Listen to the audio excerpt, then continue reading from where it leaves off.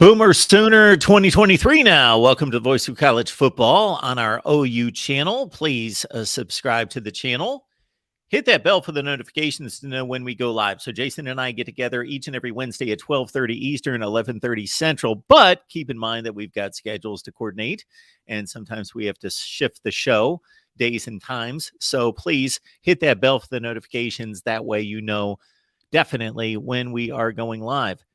Jason, Happy New Year. How are you? Happy New Year to you, Mark. Yeah, doing good. The season's over, but the news and the I think the whirlwind of the transfer portal and everything going on has obviously not died. So as busy as we always are, I think. So, considering the perspective most people have on bowl games, and considering that it was about a week ago, I'm losing track of my days, but something close to a week ago at this point, and culminates with a 6-7 record. We don't want to spend too much time on it, and you can check out Jason's post game right here on the OU channel if you want to go through the postmortem of the bowl game and Jason answering questions concerning the 23 Sooners. But just a quick review on this one. You had to be pleased in regards to the performance. They took a team that was a heavy favorite and they played them down to the wire. And was there anyone in particular or any aspect of the game that stood out as a bright spot or an optimistic look as we project toward the spring? Yeah, I think you really have to be very, very optimistic at the running back room if you're Oklahoma. I think that was for me number one in terms of positives. Javante Barnes, both Gavin Himon. I mean, if you're Oklahoma, you've seen a sample set of Javante Barnes through the year, right? So you, to a certain degree, you had an idea of what you were going to have with him. But Gavin Sawchuk was a guy that's a little bit of an unknown. Obviously, hasn't played at all this year. True freshman, but one of the better running backs in the country out of this 2022 class. And he showed a lot of shiftiness and really, I think he did have the one fumble, but aside from that, ran the ball tough between the tackles, and like I said, was a little bit more patient than Javante Barnes. But I think any way you slice it, you're happy with the young running back room for Oklahoma coming into 2023. I think that was a big concern coming into this game with Eric Gray not being able to play. Opting out because of for the NFL draft, but both of those kids had over 100 yards apiece in that game. So Oklahoma was able to run the ball very, very successfully. I think you continue to like what you see from Jalil Farouk, who's a guy that I think will continue to be counted on as a big contributor for this offense. Going forward next year, and I think on the defensive side, Danny Stutzman played really, really well. One of his better games from the linebacker position that he's had overall throughout the year. I mean, he was led the Big 12 in tackles for the consensus of the 2022 season, but still, I think there was some times where he'll get lost in pass coverage. But from a run stop perspective, I think he has done a really good job. And I think ultimately, I mean, those were the really key, I would say, bright spots. But I think the bugaboo for Oklahoma's been this year is they really couldn't get a stop when they needed it. Particularly there late in the second half. Jordan Travis and Florida State were able to do about whatever they wanted late in that game. So Oklahoma obviously held them to a field goal, but didn't have any time left. And when you score against a team that is as good on the offensive side of the ball as Florida State is, you kind of thought that, or at least me watching that game, thought that they probably left a little bit too much time for them coming back. But I think all in all, I think you don't.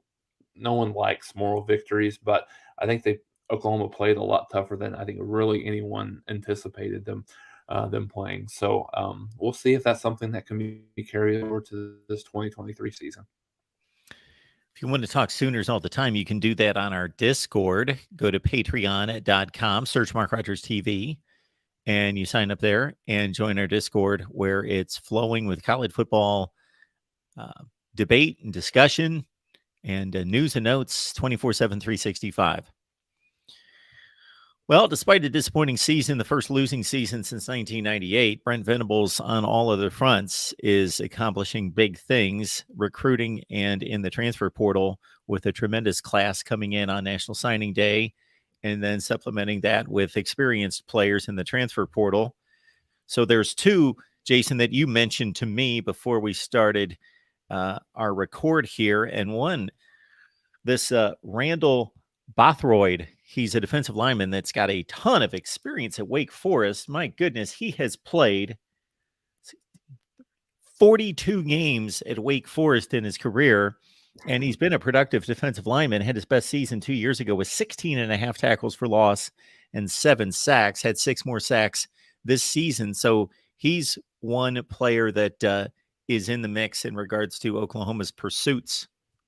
Yeah, Oklahoma really likes him, and I think when he hit the portal, there was some immediate follow up and some immediate discussions between the Oklahoma defensive staff and Bothroyd. So he would be a guy that would be just an absolute need, I think, for Oklahoma coming into this 2023 season. I think what they're doing, Mark, is Oklahoma and Venable specifically understands the need that Oklahoma has along the defensive line. I think for no other reason, it is due to the fact that Oklahoma's going to go to the SEC within a year or two, and then they need to have they need to be bigger, they need to be better, they need to be a little bit more athletic on the defensive line, and the production really just wasn't there, particularly when you look at some of the defensive ends. So I think defensive end is going to continue, whether it continues to be with Bothroyd, whether it continues to be with a couple of other guys that could, if they potentially hit the portal or if there's interest,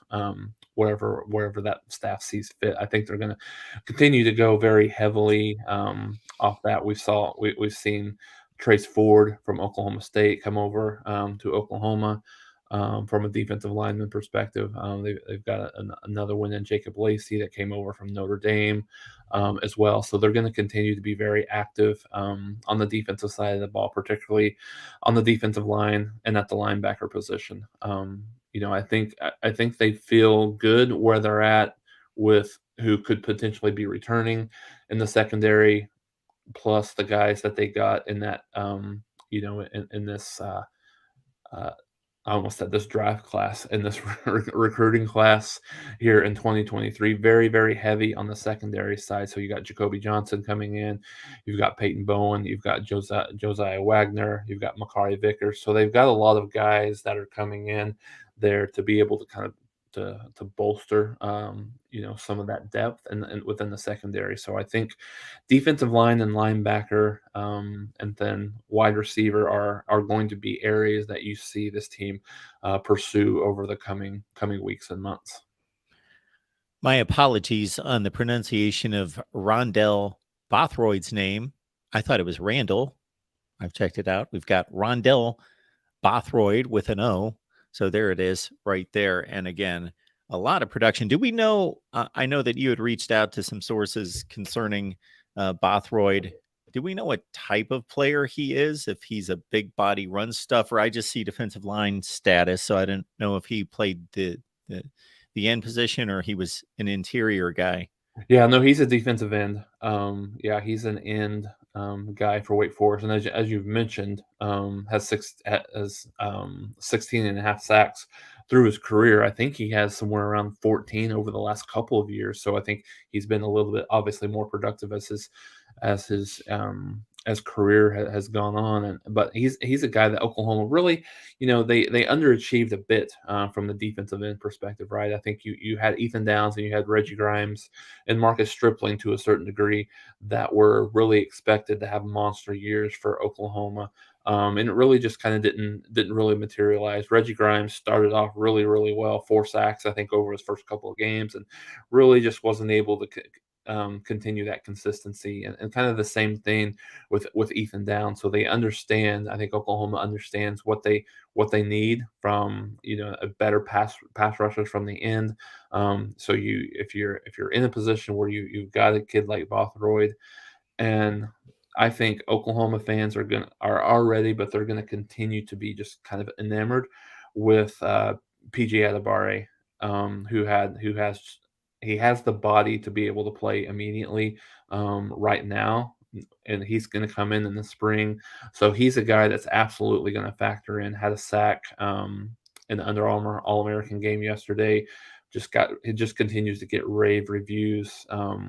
Just wherever he goes. So I think he's a guy that will factor in. But I think they're still going to look at some other guys that have a little bit more experience, like potentially a Bothroyd, like they got with Trace Ford that came over from Oklahoma State.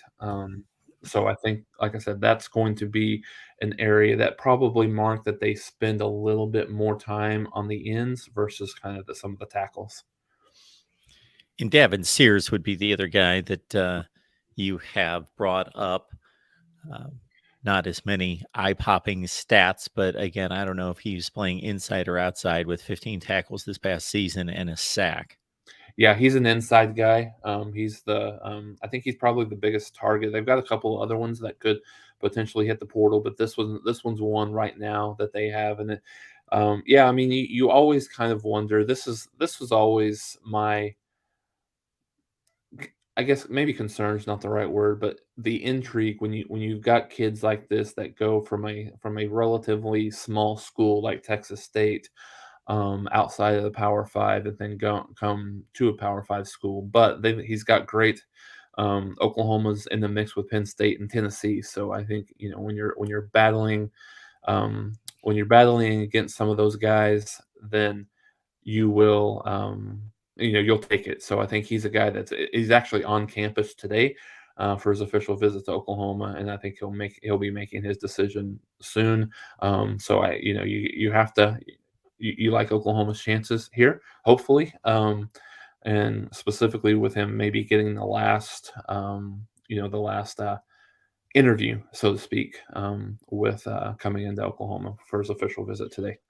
I don't remember at what point here in the last few years, but it's been fairly recently that the allowed uh, number of staff on a college football staff was increased by one. It's been just in the last couple of years, because now that we've got the transfer portal, there's obviously, with all these analysts and assistants involved, a lot of breaking down of tape and probably talking to friends in the coaching industry and other places that aren't necessarily in play for that particular player, but can provide some insight. And because at certain positions, not that it says everything, but if a running back gained 1,500 yards in the group of five or caught 75 passes, then you can take a flyer and certainly devote some time to watching the tape and following up. But in terms of searching and finding somebody who had 15 tackles from a defensive line position, he could be a tremendous player. Just Mhm. because of double teams and because of the nature of the position, the stats aren't going to tell us hardly anything there. So obviously they've got a great lead on Davin Sears. And as you mentioned, when Tennessee and Penn State are also in the mix, then obviously this guy's got some talent.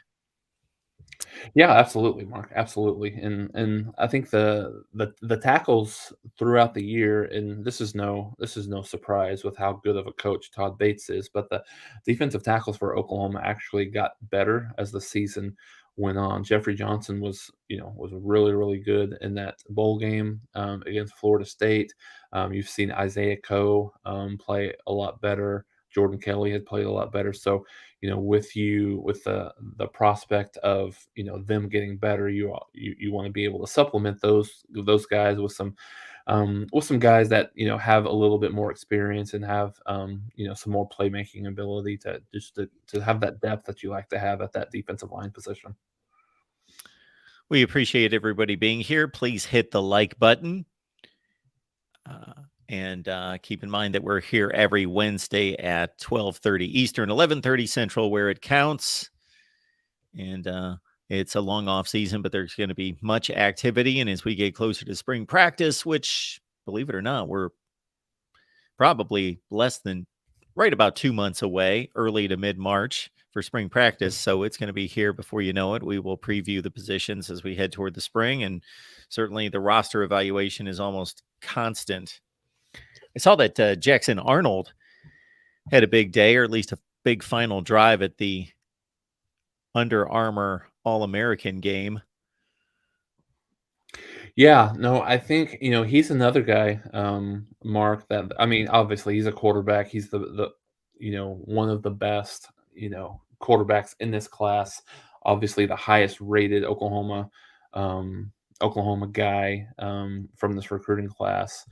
And he plays the position that obviously has the most scrutiny. So he is a guy that is very, very ready to compete as a true freshman. So it will be very interesting to see what materializes in this quarterback room before, to tack on to your last point, before spring practice happens. Dylan Gabriel still has not announced whether he's coming back or whether he's going to decide to go elsewhere, whether that be a transfer or whether that be throwing his name into the draft. So, I think you've got a very real quarterback competition going into the spring with Jackson Arnold, and you can see the way he plays, like it.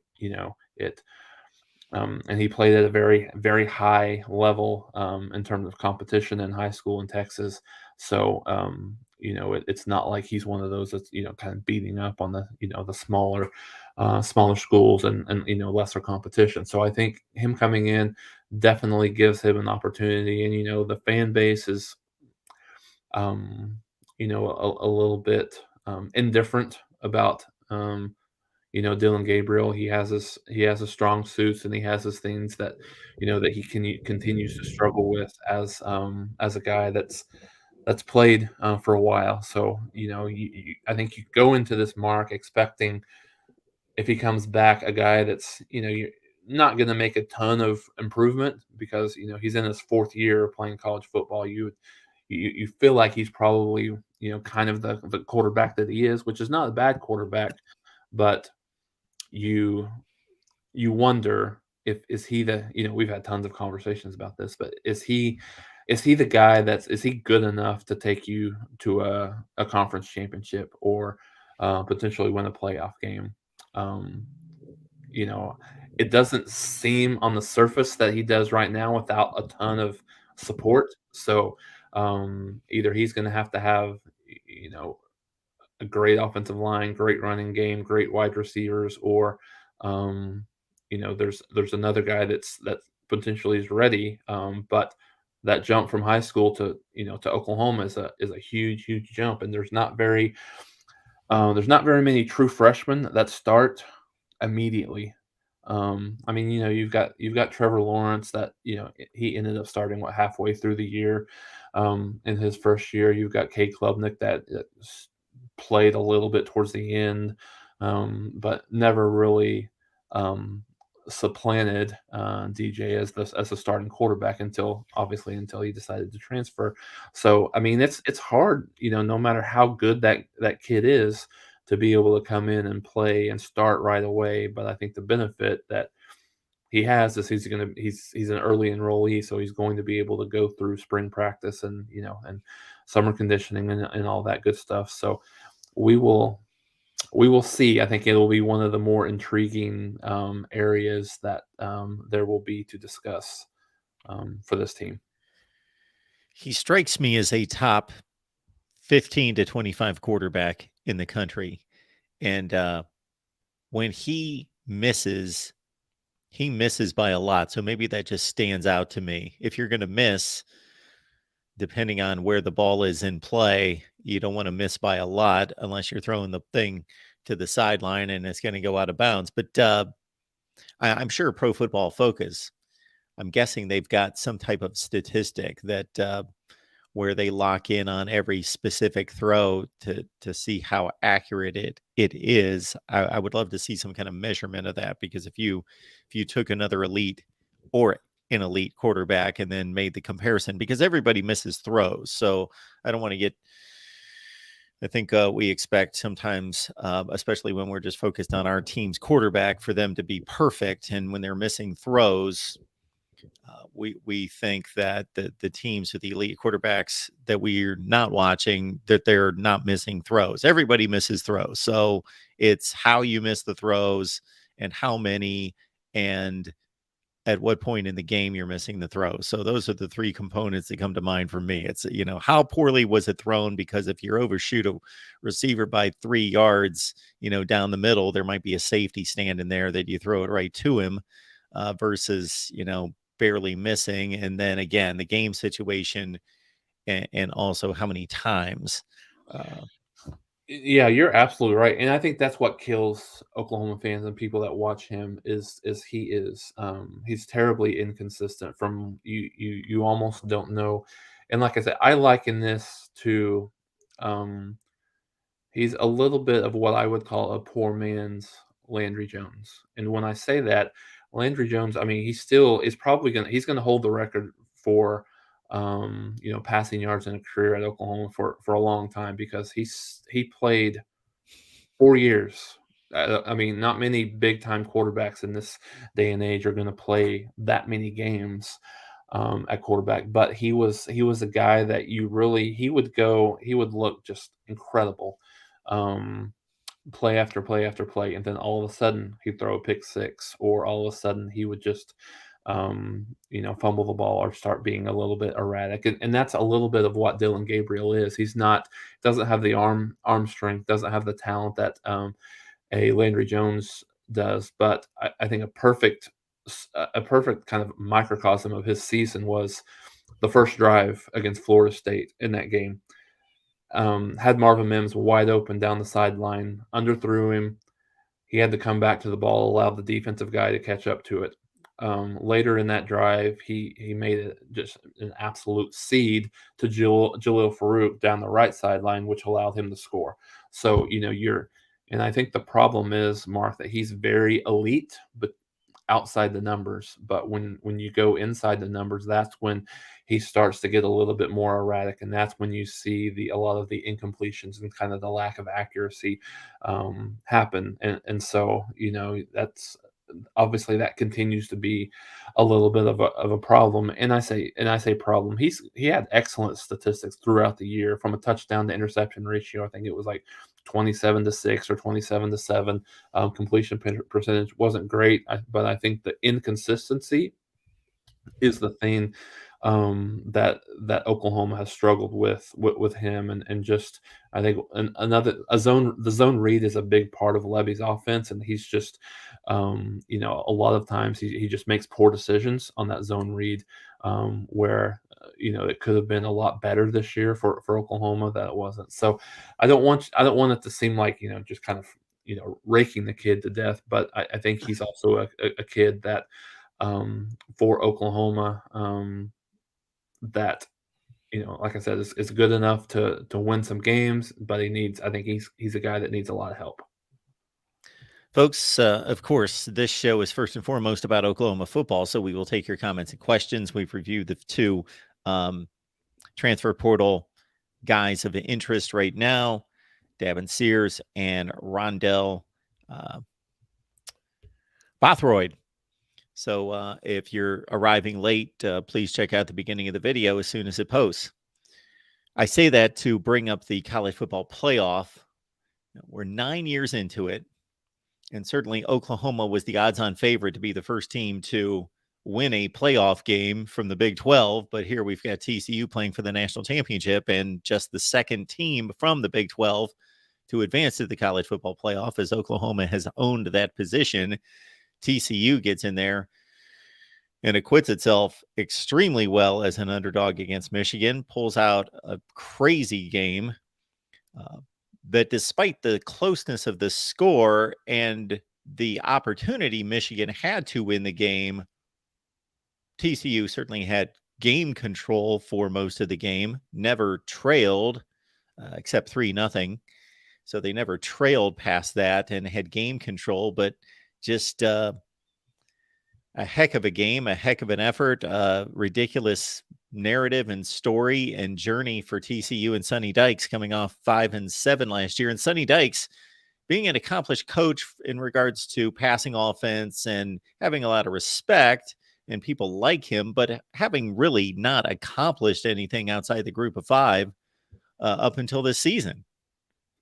Yeah, Marcus, I think it's one of the best first year stories that we've ever seen as a coach. Coming in, changing that program. I mean, yeah, I mean he's got to give a lot of credit to Gary Patterson for building the program to what it was. But Gary wasn't able to get it to the level that Dykes has gotten it to. Obviously, this year, couple of New Year's Six or BCS bowl games, I guess back then with Andy Dalton. But yeah, I mean, I was watching that game, honestly, Mark, and just I've seen a lot, you've seen a lot more, but I was just like almost in shock in this first quarter at how you see that the first play of the game, Michigan breaks out just a huge run and is like, all right, here we go. But anytime Michigan made a run, TCU was able to counter that. I mean, I think the two pick sixes were huge, obviously, in that game. But I mean, yeah, they outplayed Michigan the entire game. I think this was. I don't. I mean, being a Big Ten guy a little bit more than I am, Mark. I think you may have a better understanding or a better appreciation for this. I think this was it's a worse loss for Michigan than it is a win for TCU. TCU is playing with outside of the people in that locker room, right? They were playing with house money. I think most people thought, yeah, TCU is a nice story, cool to see him get there. Very much like Cincinnati last year, and I think it's one of those things. And kids struggle with this. I have my, we've talked about my basketball team. They struggle with this from time to time. I think a lot of teams think, and I don't know if this was Michigan's mentality coming into this game or not, but I think a lot of teams think that they can just show up and win. Okay, it's TCU, it's a Big 12. To your point about what's happened in the Big 12 and previous playoff games, that they can just kind of walk on the field and win the game. Which you would hate to say that is something that occurred in a playoff game, but at the same time, I mean, I think this is just it's such a damaging loss for Michigan, and what they've done over the last couple of years to get to this position. Was never really competitive last year against Georgia, right? But I think they were, y- you know, by all accounts, this was a team that was much better prepared for this moment than they were last year. And they just didn't look it. Particularly, particularly JJ McCarthy. I mean, he made some really, really good throws in this game. Don't get me wrong, made some good plays, but the two pick sixes were really bad on both of those areas. And so I don't know where. I've heard some things about Harbaugh very may very may be likely to go to the NFL if he's offered a job. Um, so I think it'll be interesting to see how both programs, you know, go from here. TCU's still playing with house money. I don't think there's a single person on the planet that thinks they're going to beat Georgia other than those people in their locker room, right? I mean, what is it, like a 14.5 point line, 13.5, somewhere in 13. that neighborhood? Yeah. The So last I saw, that was the opening line. yeah. Yeah. I take calls from people almost every day and also see the comments made in the chat. I didn't see anyone, whether it's fan or media commentator, who picked outside of the TCU group, media covering specifically TCU or TCU fans. I didn't see anyone predict TCU to win this game. Now, the Mhm. spread was only 7.5 or 8 points, so it wasn't some colossal, like they've got no chance, but still it was sizable. And again, I didn't see anyone make that selection. I kind of kick myself because whether you want to call it a hunch or a combination of hunch and analysis, I was very close to pulling the trigger because what I believed about this game was, and this didn't even prove to be true, but we all assumed that Michigan was going to dominate the line of scrimmage on both sides of the ball, especially their offensive line. And their offensive line has been hugely impressive and successful this year. Joe Moore, award-winning offensive line again. So I took that for granted. Everyone else did as well. So I thought, well, I'm just going along with everyone else. And it's pretty easy to see that you would think, especially on the offensive side, but also the defensive side, that Michigan would have the advantage against TCU. Well, Max Duggan have enough time to throw. So I kind of set that aside as a given. Where I thought TCU had the opportunity was, I thought I needed to see it because I didn't know it for sure, but I thought that they would have a quickness. I don't know if it's outright speed more so than it is quickness in space, both with their receivers against the Michigan secondary and also their defensive backs in limiting the Michigan receivers. I thought that was a good matchup on both sides of the ball going into the game for TCU. And then also that Max Duggan is just a gamer, a baller, and Mhm. something that Michigan hasn't seen from a running aspect and toughness running the ball aspect at quarterback, that he would be, yeah, again, something that they hadn't seen, and can't imagine that anyone would be overlooked at this point of the season down to the final four teams in the country. But to your point, and I didn't even really look into what Michigan players were saying, but I had heard one Michigan player, whether it's one thing to be asked a question, it's another thing to kind of spout off. So I don't know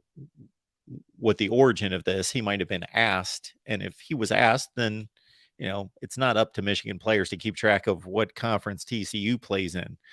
So I don't find it. But if he initiated the comment to say, I Mhm. don't even know what conference they play in, then that's another thing. And I don't know what that was, but I did understand from several sources that a Michigan player didn't know what conference TCU played in. And some other Michigan player made a comment about whether the statement was exactly about big boy football or, we're going to ram it down their throats or whatever was stated, something to that degree. Mhm. Yeah, no, I mean, I completely agree with you with coming into the game, um, Mark. I think I came into with the assumption that Michigan would be able to, I mean, if not dominate the line of scrimmage, at least control the line of scrimmage on both sides of the ball. And you look at Donovan Edwards had a run of 54 yards. J.J. McCarthy had a run of 39 yards. Roman Wilson had one touchdown carry for 18 yards. You take those away. What's that? 90. That's less than 100 yards outside of those three individual runs. So, and then TCU had over 260 yards rushing. So, the fact that TCU is able to not only not get dominated on the line of scrimmage, but really just kind of um, really just handle their own, like be a little bit more. Because if you tell me TCU is going to run for more yardage in this game than Michigan was, then I probably would have said you're crazy for one. Secondly, and I said, yeah, TCU probably finds a way to win the game. So, yeah, I mean, I think it'll be interesting. I mean, I don't think we'll see a blowout in the championship game. I just don't. I think that TCU plays too hard. They have too much pride. They're they're mentally so strong, and you almost think it's one of those teams that it's a team of destiny to a certain degree. But they've got one more hill to climb against Georgia that was frankly very very fortunate to win the game. And I thought, I mean, taking away from the rooting interest, when we talked about these two games, you kind of posed the question, how excited are you? And I thought this had the opportunity to be the best two semifinal games that we've had, and it absolutely was, without a doubt.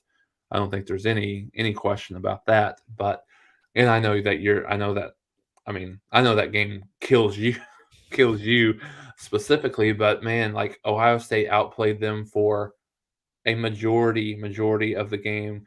And Georgia just found a way. Unfortunately, I don't know. I don't come in. I'm very very interested in your thoughts here. I don't come on here. Me and you are very much the same in terms of I don't really spend a whole lot of time questioning coaches' play calls and things like that. But Ryan Day was incredibly aggressive throughout that entire game.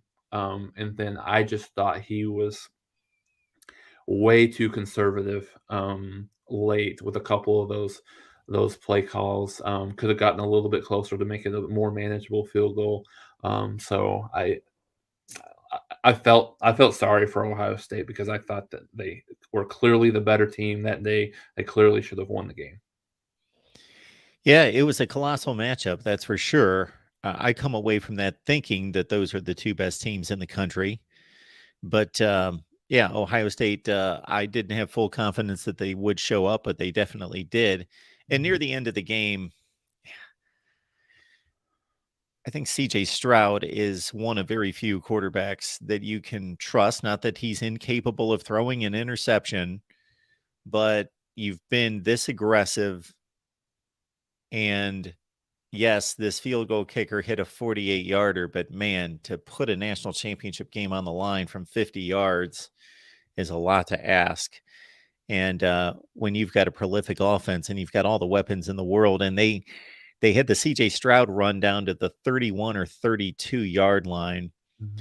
and then the formation that they came out in, I knew that they were going to run the ball off tackle. Like I could see it. Yeah. So they got a tight formation and they got the back, and they're taking one under center here. And sure enough, and he's not a big bruising back, so he got thrown for a 2 or 3 yard loss. Mhm. And yeah, I think that they needed to be aggressive for another play or two to get themselves another 15 and then make it a comfortable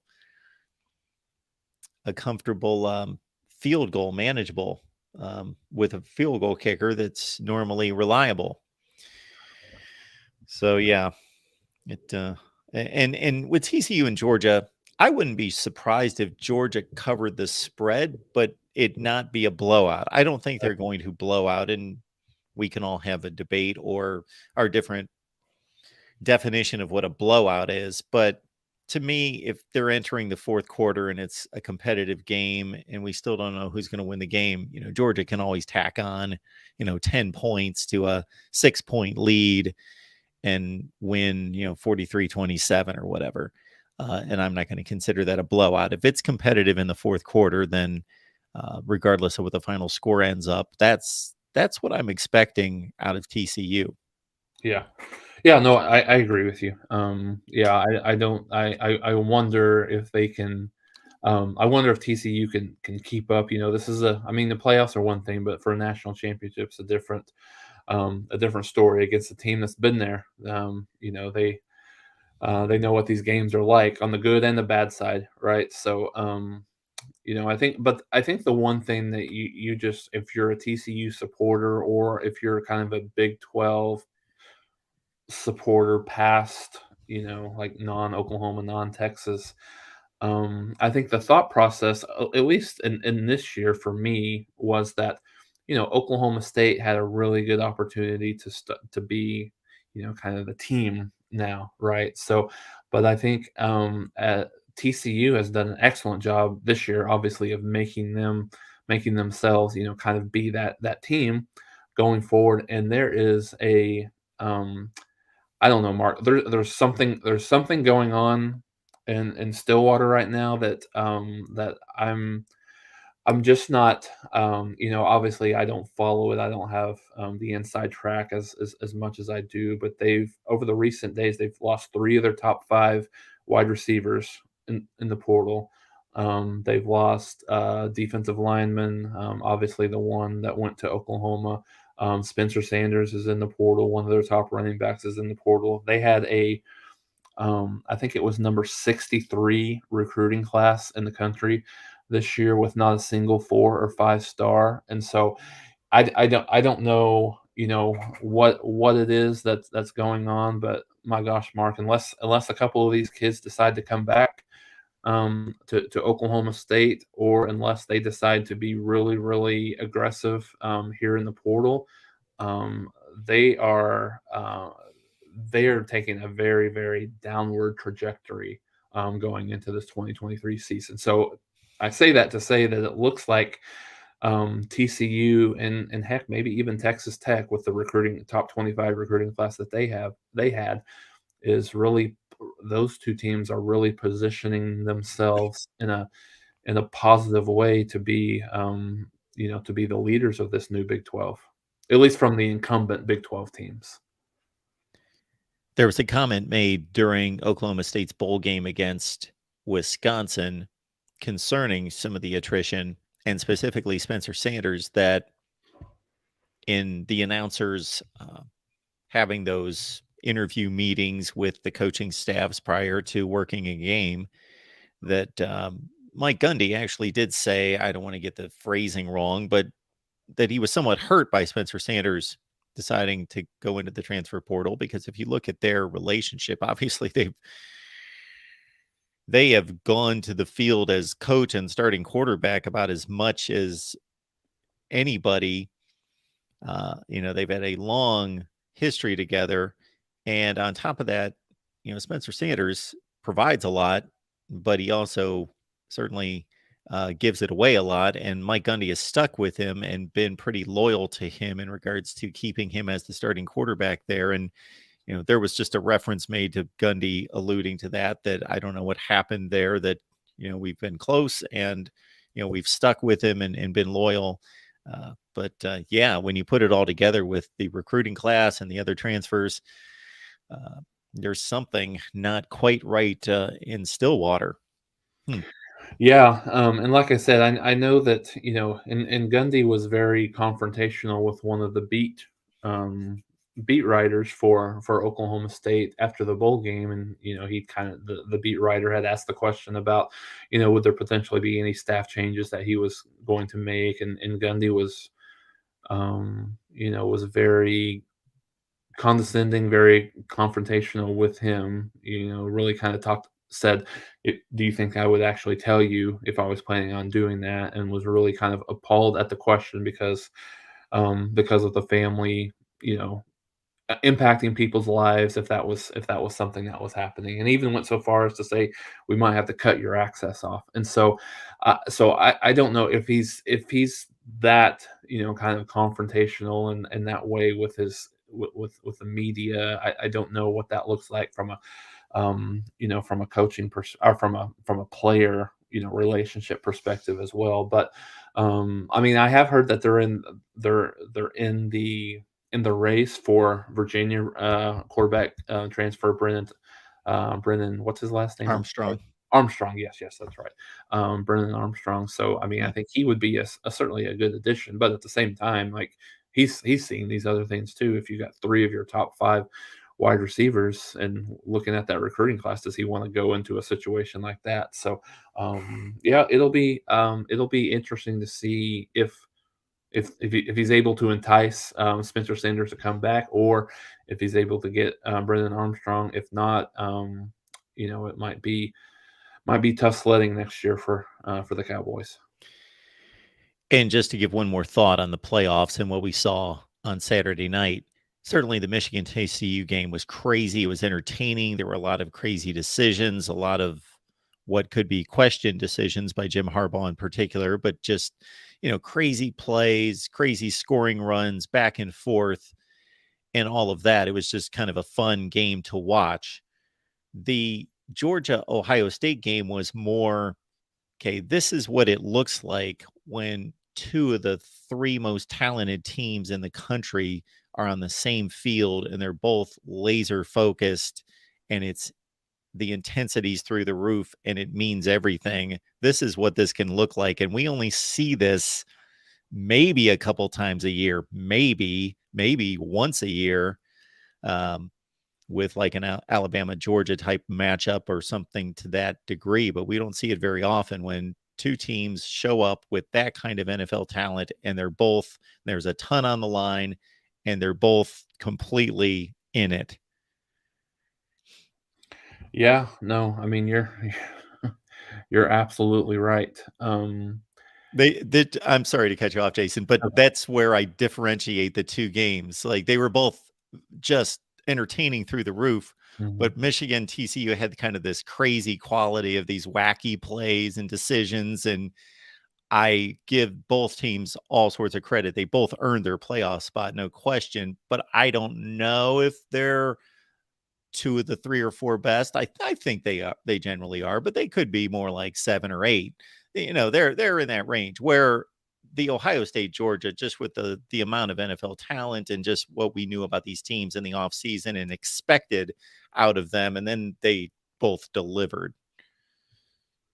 Yeah, no, you're absolutely right. And I even, I had a little bit of a conversation about this, on the heels of what Alabama was able to do to Kansas State, obviously earlier in that game. It kind of, brought forward a little bit of a debate, whether or not that TCU didn't deserve to be there.